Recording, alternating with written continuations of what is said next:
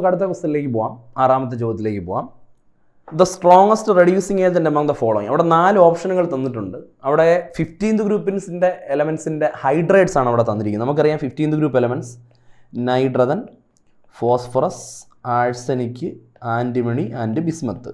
ഇവരുടെ എല്ലാം ഹൈഡ്രേറ്റ്സ്. അപ്പോൾ നമുക്ക് എല്ലാവരുടെയും റൈറ്റ് സൈഡിൽ ഒരു 3 ഹൈഡ്രജനെ വെച്ചിട്ട് കൊടുക്കാം. NH3, PH3, ASH3, SbH3, BiH3. മുകളിൽ നിന്ന് താഴേക്ക് വരുന്നതനുസരിച്ച് ഈ എലമെൻറ്റും ഹൈഡ്രജനും തമ്മിലുള്ള ബോണ്ട് വീക്ക് ആവുകയും അത് പെട്ടെന്ന് ബ്രേക്ക് ചെയ്യാൻ കാരണമാവുകയും ചെയ്യും. കാരണം താഴേക്ക് വരുന്നതനുസരിച്ച് സെൻട്രൽ ആറ്റത്തിൻ്റെ സൈസ് കൂടുകയല്ലേ. അപ്പം നമ്മൾ നൈട്രജനിൽ നിന്ന് ബിസ്മത്തീനിലേക്ക്, അപ്പം ഇതിപ്പോൾ അമോണിയ, ഫോസ്ഫീൻ, ആഴ്സീൻ, സ്റ്റീവീൻ ആൻഡ് ബിസ്മത്തീൻ എന്നാണ് വായിക്കുന്നത്.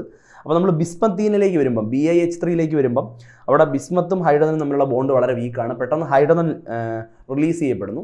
അത് അത്രത്തോളം സ്ട്രോങ് ആയിട്ടുള്ള റെഡ്യൂസിങ് ഏജൻ്റായിട്ട് മാറുന്നു. So as we move down the group reducing character increases.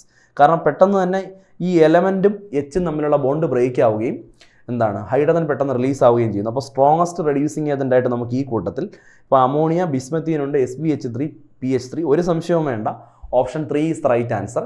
കാരണം ഗ്രൂപ്പിന് മുകളിൽ നിന്ന് താഴെ വരുന്നതനുസരിച്ച് എലമെൻറ്റും ഹൈഡ്രജനും തമ്മിലുള്ള ബോണ്ട് വീക്ക് ആവുകയും അതൊരു സ്ട്രോങ്ങർ റെഡ്യൂസിങ് ഏജൻ്റായിട്ട് മാറുകയും ചെയ്യുന്നു. Option 3 is the right answer. Okay.